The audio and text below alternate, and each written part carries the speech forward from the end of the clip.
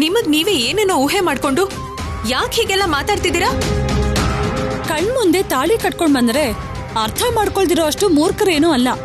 ಕೇಳಿ ಮೇಡಮ್, ಇವಾಗ ಕೂಡ ಸೈಲೆಂಟ್ ಆಗಿದ್ರೆ ಇನ್ನೆಷ್ಟು ಅಡ್ವಾಂಟೇಜ್ ತಗೋತಾಳೋ. ರಾಹುಲ್ ನಿನ್ನ ದೇವಸ್ಥಾನಕ್ಕೆ ಕರ್ಕೊಂಡು ಹೋಗಿದ್ದು ತಾಳಿ ಕಟ್ಟೋದಕ್ಕ?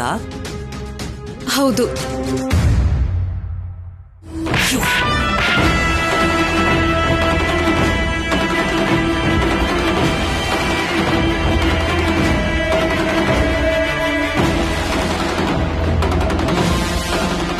ನಿನ್ನನ್ನು ಎಷ್ಟು ನಂಬಿದ್ದೆ ನಾನು.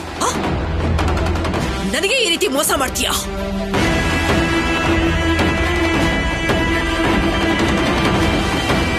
ಅದಕ್ಕೆ ಸರಸು ಅನ್ನೋ ಹೆಸರು ಕೇಳಿದ್ರೇನೆ ನನಗಾಗೋದಿಲ್ಲ.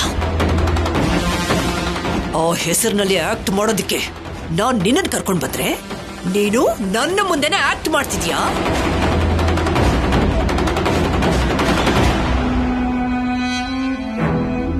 ರಾಹುಲ್ನ ಬದಲಾಯಿಸಿ ಇಲ್ಲಿಂದ ಹೋಗ್ಬೇಕು ಅಂತ ಹೇಳಿದ್ದೆ ತಾನೆ? ಅದನ್ನು ಬಿಟ್ಟು ನನ್ನನ್ನು ಏಮಾರಿಸಿ ತಾಳಿ ಕಟ್ಟಿಸ್ಕೊಂಡಿದ್ಯಾ?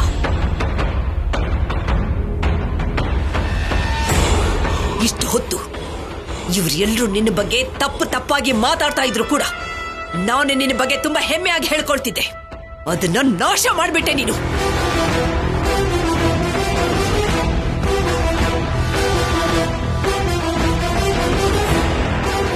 ನಾನು ನಿನ್ನ ಮನೆಗೆ ಬಂದು ನಿನ್ನ ಸೆರಗನ ಹಿಡಿದು ಬೇಡ್ಕೊಂಡಿದ್ದಕ್ಕೆ ಏನೋ ದೊಡ್ಡದಾಗಿ ಸ್ವಾಭಿಮಾನ.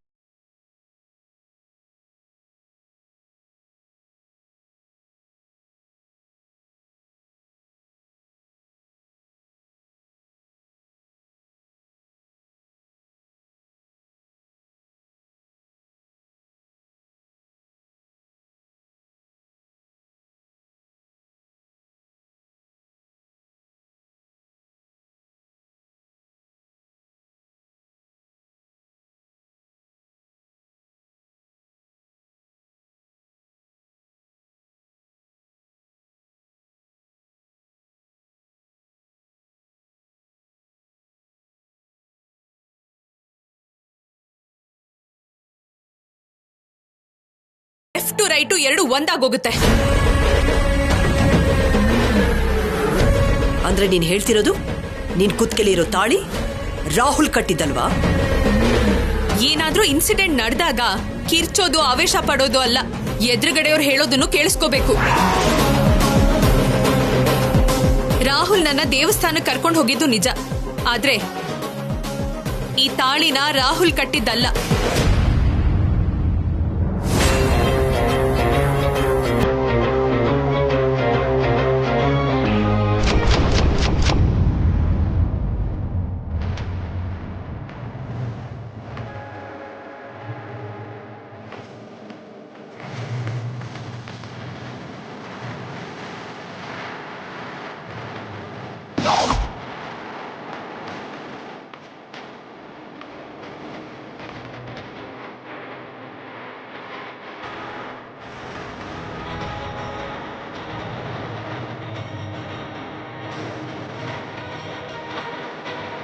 ತಾಯಿ, ನಮ್ಮ ತಂದೆ ಆಪರೇಷನ್ಗೆ ಸಹಾಯ ಮಾಡಿದ್ದಕ್ಕೆ ವಾಗ್ದೇವಿ ಅವ್ರಿಗೋಸ್ಕರ ಸರ್ಸು ಹಾಗೆ ನಡ್ಸೋದಕ್ಕೆ ಬಂದಿದ್ದೀನಿ. ರಾಹುಲ್ ತನ್ನ ಹೆಂಡತಿ ಮೇಲೆ ಇಟ್ಟಿರೋ ಪ್ರೀತಿ ಗೊತ್ತಾದ್ಮೇಲೆ ಅವರಿಂದ ಹೇಗೋ ಏನೋ ತಪ್ಪಿಸ್ಕೊಂಡು ನಾಟಕ ಆಡ್ತಿದ್ದೀನಿ. ಆದರೆ ಇವತ್ತು ರಾಹುಲ್ ನನ್ನ ಕತ್ತೆಗೆ ತಾಳಿ ಕಟ್ಟಬೇಕು ಅನ್ಕೋತಿದ್ದಾನೆ. ನಾನೇನೋ ತಪ್ಪಿಸ್ಕೊಳಕ್ಕೆ ಆಗದೆ ಇರೋ ಸ್ಥಿತಿಲಿದ್ದೀನಿ. ಪುರೋಹಿತ್ರೆ,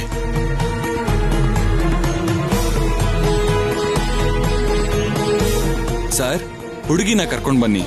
ಈ ದೇವರ ಸಮ್ಮುಖದಲ್ಲಿ ಮಾಂಗಲ್ಯ ಧಾರಣೆ ನಡೆಸಿದ್ರೆ ತುಂಬಾ ಒಳ್ಳೆಯದು. ಸರಿ ಪುರೋಹಿತ್ರೆ. ಹೇಗಾದ್ರೂ ಈ ಗಂಡಾಂತರದಿಂದ ನೀನೇ ಕಾಪಾಡಬೇಕು ತಾಯಿ.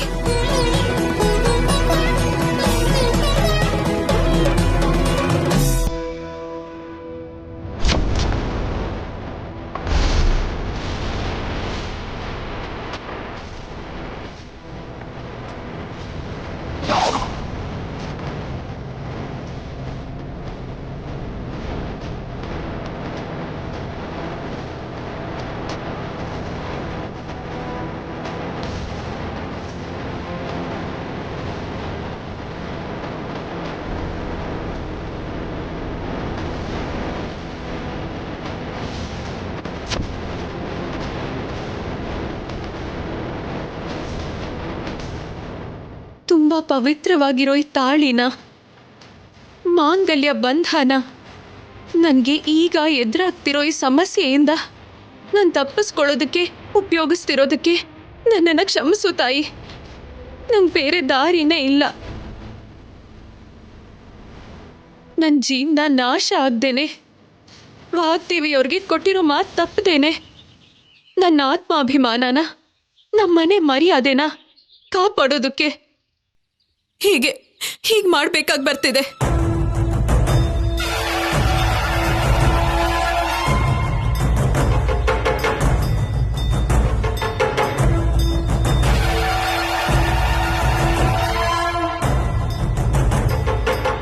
ರಾಹುಲ್ ನನ್ನ ರೂಪನ ನೋಡಿ ನಾನೇ ಅವನ ಹೆಂಡತಿ ಅಂತ ಭ್ರಮೆ ಪಡ್ತಿದ್ದಾನೆ.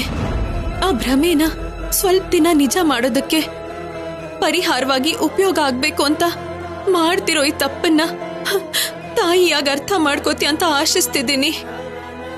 ಈ ಸಮಸ್ಯೆಯಿಂದ ಕಾಪಾಡಮ್ಮ.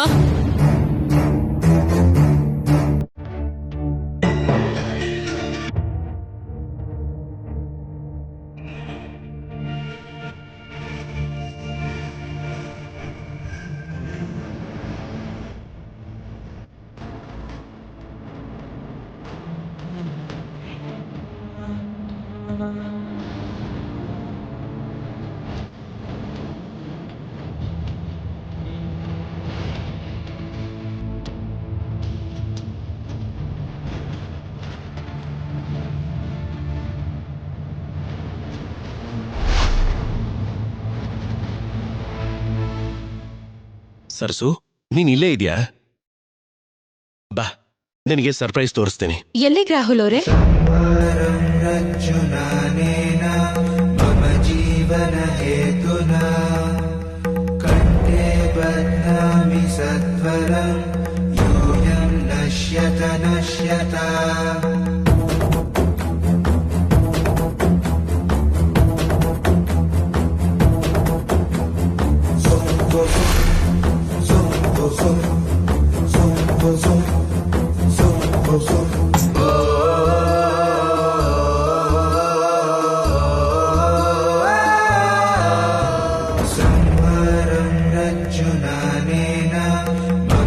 ನಿನ್ನ ಕುತ್ತಿಗೆಯಲ್ಲಿ ತಾಳಿ ಇಲ್ಲ ಅಂತ ದೇವಸ್ಥಾನದಲ್ಲಿ ಈ ತಾಳಿನ ಹಾಕೋಣ ಅಂತ ಇಲ್ಲಿ ಕರ್ಕೊಂಡ್ ಬಂದೆ.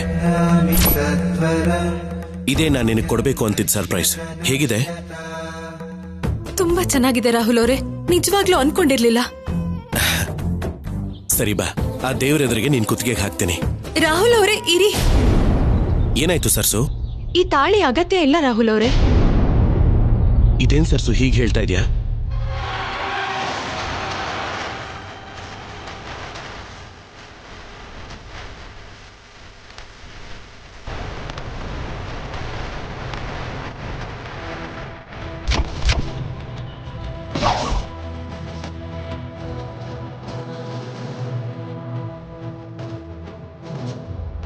ಸರ್ಸು, ಇದೆಲ್ಲಿತ್ತು? ಇದು ನಿನ್ ಕುತ್ತಿಗೆಗೆ ಹೇಗ್ ಬಂತು? ನನ್ ಕತ್ತಲ್ ತಾಳಿ ಇಲ್ಲ ಅಂತ ನಿನ್ನೆ ದೇವರ ಮನೇಲಿ ಕಟ್ಕೊಂಡೆ ರಾಹುಲ್ ಅವರೇ. ಮತ್ತೆ ನನಗೆ ಯಾಕೆ ಹೇಳಿಲ್ಲ? ಅಂದ್ರೆ ಪ್ರತ್ಯೇಕವಾಗಿ ಹೇಳೋದು ಯಾಕೆ ಅಂತ ಸುಮ್ಮನೆ ಇದೆ ರಾಹುಲ್ ಅವರೇ.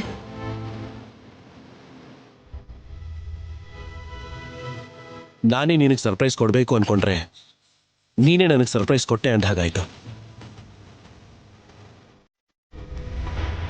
ನಿನಗೋಸ್ಕರನೇ ಸ್ಪೆಷಲ್ ಆಗಿ ಮಾಡಿಸಿರೋ ತಾಳಿ ಇದು.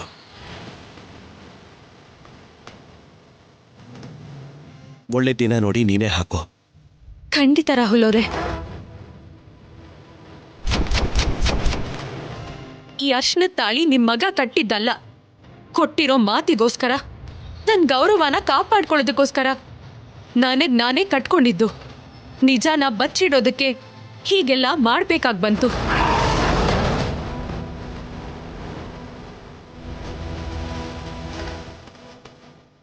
ಮದ್ವೆ ಆಗ್ದೇನೆ ಕತ್ತಲ್ಲಿ ತಾಳಿ ಕಟ್ಕೊಂಡಿದ್ದೀನಿ.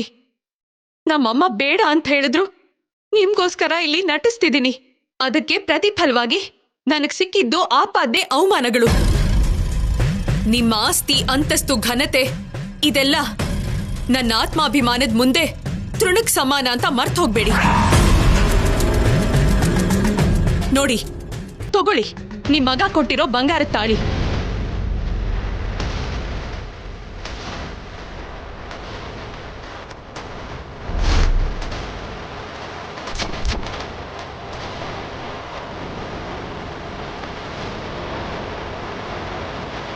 ನನ್ ಸಹಾಯ ಸ್ವಾರ್ಥ ಅನ್ನಿಸ್ತಿರ್ಬೇಕಾದ್ರೆ ನಾನ್ ಮಾಡ್ತಿರೋ ಒಳ್ಳೇದು ಮೋಸವಾಗಿ ಕಾಣಿಸಿದ್ಮೇಲೆ ಇನ್ನು ನಾನು ಯಾಕೆ ಇಲ್ಲಿರ್ಬೇಕು?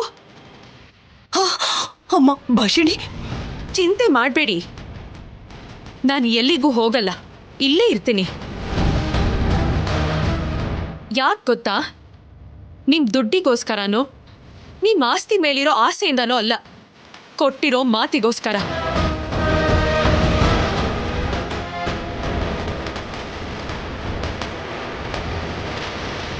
ನಿಮ್ ಮಗನ ಮೇಲಿರೋ ಕರುಣೆಯಿಂದ ಅಲ್ಲ, ತಾಯಿಯಾಗಿ ನೀವು ಬೆಳೆಸ್ಕೊಂಡಿರೋ ಪ್ರೀತಿಗೋಸ್ಕರ.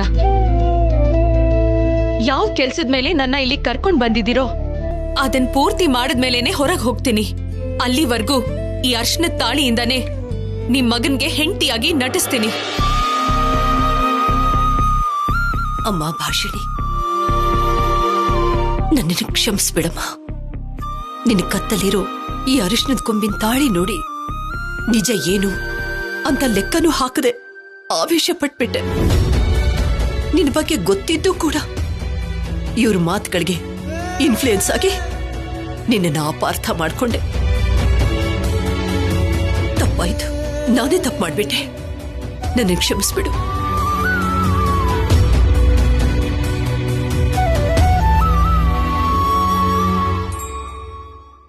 ಅಮ್ಮ, ಕ್ಷಮಿಸೋದ್ ಬಿಟ್ರೆ ಯಾರ ಹತ್ರನೂ ಕ್ಷಮಾಪಣೆ ಕೇಳೋದು ಗೊತ್ತಿಲ್ದಿರೋ ನಮ್ಮ ವಾಗ್ದೇವಿ ಮನಸ್ಫೂರ್ತಿಯಾಗಿ ನಿನ್ ಮುಂದೆ ತಪ್ಪನ್ನ ಒಪ್ಕೊಂಡಿದ್ದಾಳಮ್ಮ. ಯಾವ ಮಾತಿಗೋಸ್ಕರ ನೀನಿಲ್ಲಿ ನಮ್ ಜೊತೆ ಇದ್ದೀಯೋ ಆ ಮಾತನ್ನ ಇನ್ಮೇಲಿಂದ ನಾವೆಲ್ಲ ಗೌರವಿಸ್ತೀವಿ. ಇಂಥ ತಪ್ಪು ಮತ್ತೆ ಆಗ್ದಿರೋ ಹಾಗೆ ನೋಡ್ಕೋತೀವಿ. ನನಗ್ ಕ್ಷಮಾಪಣೆ ಬೇಡ. ನನ್ ಬಗ್ಗೆ ಗೊತ್ತಿದ್ದು ಕೂಡ ಹೀಗ ಅಪಾರ್ಥ ಮಾಡ್ಕೊಂಡು ಅವಮಾನ ಮಾಡಿದ್ದು ನನಗ್ ಬೇಜಾರಾಗ್ತಿದೆ.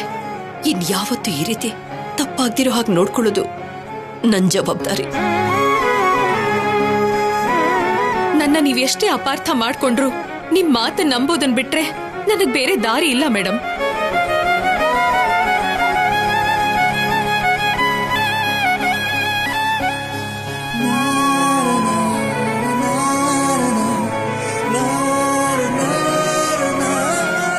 ನಿಂತ್ಕೋ.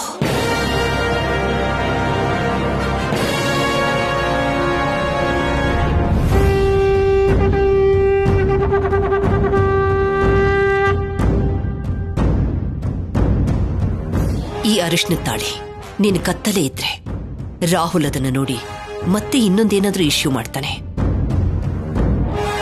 ಅದಕ್ಕೆ ಈ ಬಂಗಾರದ ತಾಳಿನ ನಾನ್ ನಿನ್ ಕುತ್ತಿಗೆಗೆ ಹಾಕ್ತಾ ಇದ್ದೀನಿ. ಇದು ತಾಳಿ ಅಲ್ಲಮ್ಮ, ನನ್ನ ಮನೆ ಸಂತೋಷನ, ನಿನ್ನ ಆತ್ಮಗೌರವನ ಕಾಪಾಡಿಕೊಂಡಿದ್ದಕ್ಕೆ ನಾನು ಕೊಡ್ತಾ ಇರೋ ಬಹುಮಾನ ಅಂತ ಅಂದ್ಕೊ.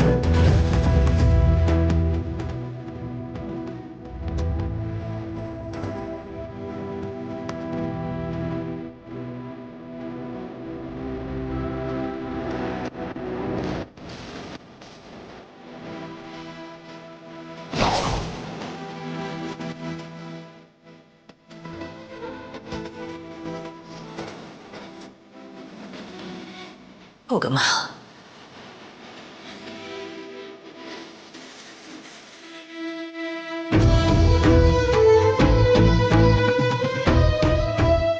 ವನಜಾ,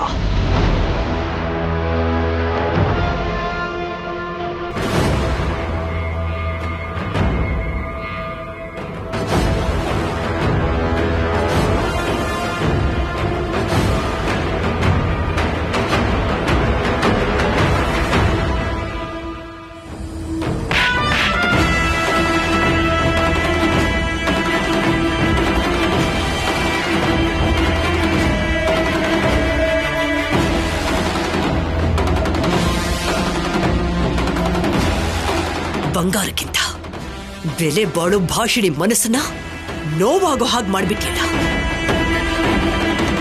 ನಾವು ಆಡಿದ ಮಾತುಗಳಿಗೆ, ಮಾಡಿದ ಅವಮಾನಕ್ಕೆ ಅದೇ ಬೇರೆ ಹುಡುಗಿ ಆಗಿದ್ದಿದ್ರೆ ಇಲ್ಲಿಂದ ಹೊರಟೋಗ್ತಿದ್ಲು. ಆದ್ರೆ ನಮ್ಮ ಸಂತನ ಅರ್ಥ ಮಾಡ್ಕೊಂಡು ನಮಗೆ ಸಹಾಯ ಮಾಡೋಕ್ ಬಂದಿರೋ ವ್ಯಕ್ತಿನ ಈ ರೀತಿ ಅಪಾರ್ಥ ಮಾಡ್ಕೊಳ್ಳೋ ಹಾಗೆ ಮಾಡ್ಬಿಟ್ಟಿಯಲ್ಲ ವನಜ ನೀನು. ಪ್ರೀತಿ,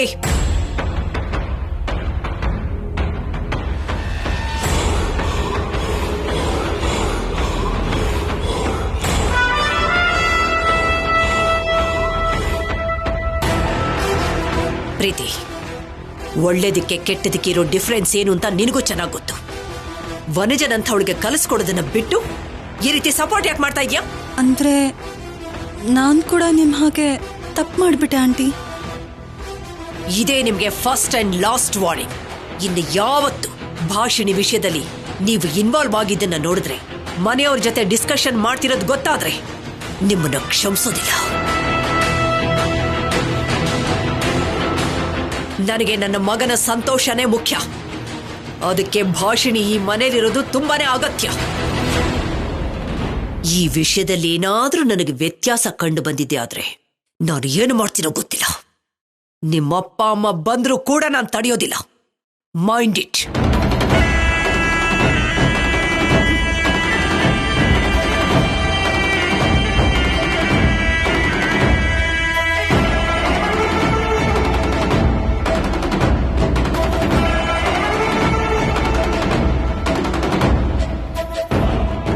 ಒಳಗಡೆ ಬಾ. ಪರವಾಗಿಲ್ಲ, ನೀವ್ ಹೋಗಿ. ಬಾ ಅಂತ ಹೇಳಿದ್ನಲ್ಲ.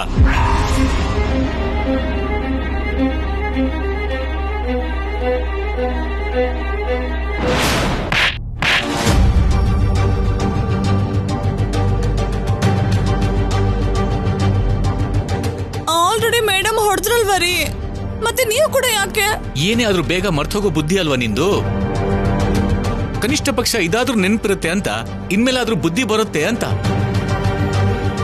ಅಲ್ಲ, ಮೇಡಮ್ ಬಗ್ಗೆ ಗೊತ್ತಿದ್ದು ಕೂಡ ಅವ್ರ ಡಿಸಿಷನ್ನೇ ಕ್ವಶನ್ ಮಾಡ್ತೀಯ ನೀನು? ನಾನ್ ಬೇಕು ಅಂತ ಮಾಡಿಲ್ಲ ರೀ. ಪ್ರೀತಿ ಬಂದು ಭಾಷಣಿಯಿಂದ ಸಮಸ್ಯೆ ಬರುತ್ತೆ ಅಂದ್ಲು. ರೆಸ್ಪಾನ್ಸಿಬಲ್ ಆಗಿ ಫೀಲ್ ಆಗಿ ಸ್ವಲ್ಪ ಜಾಸ್ತಿ ಮಾತಾಡ್ಬಿಟ್ಟೆ. ಪ್ರೀತಿ ಹೇಳಿದ್ರೆ ಫಾಲೋ ಮಾಡ್ಬಿಡ್ತೀಯಾ? ನಿನಗೆ ಅಂತ ಒಂದು ಜ್ಞಾನ, ಕಾಮನ್ ಸೆನ್ಸ್ ಇರೋದು ಬೇಕಾಗಿಲ್ವಾ? ಪ್ರೀತಿಗೆ ನಮ್ಮ ಫ್ಯಾಮಿಲಿ ಜೊತೆ ಯಾವ ಸಂಬಂಧನೂ ಇಲ್ಲ. ಆದ್ರೆ ನೀನು ಈ ಮನೆ ದೊಡ್ಡ ಸೊಸೆ.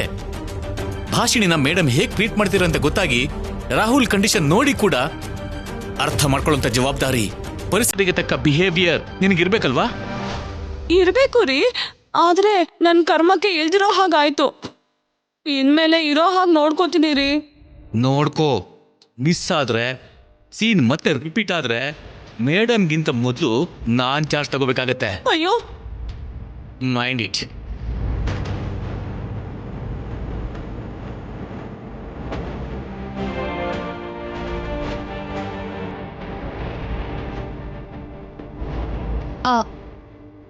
ಏನಾಯ್ತು ವನಜಕ್ಕ? ತೇಜ ಅಷ್ಟು ಕೋಪದಲ್ಲಿ ಹೋಗ್ತಿದ್ದಾನೆ? ಎಲ್ಲ ನಿನ್ನಿಂದಾನೆ. ನಾನೇನ್ ಮಾಡ್ದೆ ಅಕ್ಕ? ಹಾ, ಏನ್ ಮಾಡಿದ್ಯಾ?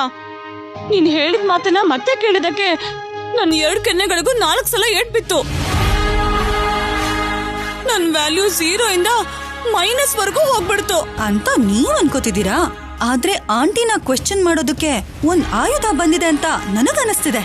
ಹಾ, ಬೇಡಮ್ಮ, ನೀನ್ ಮತ್ತೆ ಸ್ಟಾರ್ಟ್ ಮಾಡ್ಬೇಡ. ನನ್ನನ್ನು ಹೀಗೆ ಬಿಟ್ಬಿಡು. ಈಗ ಅನ್ಕೋತಿರೋದಕ್ಕೇನೆ ಮೊದ್ಲೇ ಚೀಪಾಗಿ ನೋಡ್ತಿರೋ ನಿಮ್ ಕ್ಯಾರೆಕ್ಟರ್ ಹರ್ದು ಹಾಳಾಗ್ ಹೋಗಿದೆ.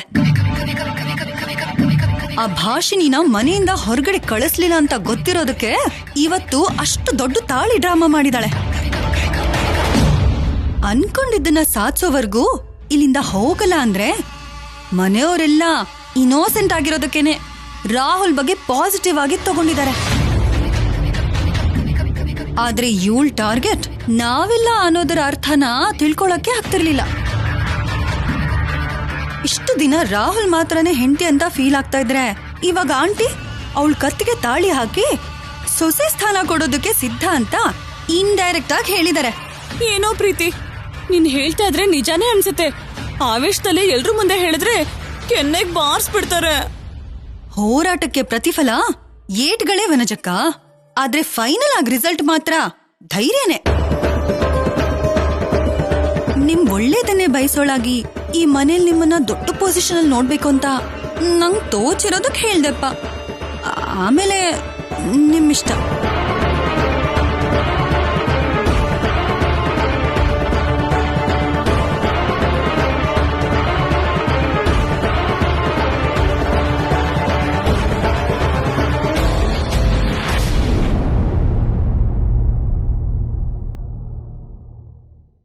ಅಮ್ಮಂಗೆ ಅನುಮಾನ ಬರ್ದಿರೋ ಹಾಗೆ ಮನೆಗೆ ಹೋಗೋಣ ಅನ್ಕೊಂಡ್ರೆ ಆಗೋ ಥರ ಇಲ್ಲ. ರಾಹುಲ್ ಅವ್ರು ಯಾವಾಗ ನಿದ್ದೆ ಮಾಡ್ತಾರೋ ನಾನು ಯಾವಾಗ ತಪ್ಪಿಸ್ಕೊಂಡು ಹೋಗ್ತೀನೋ ಏನೋ.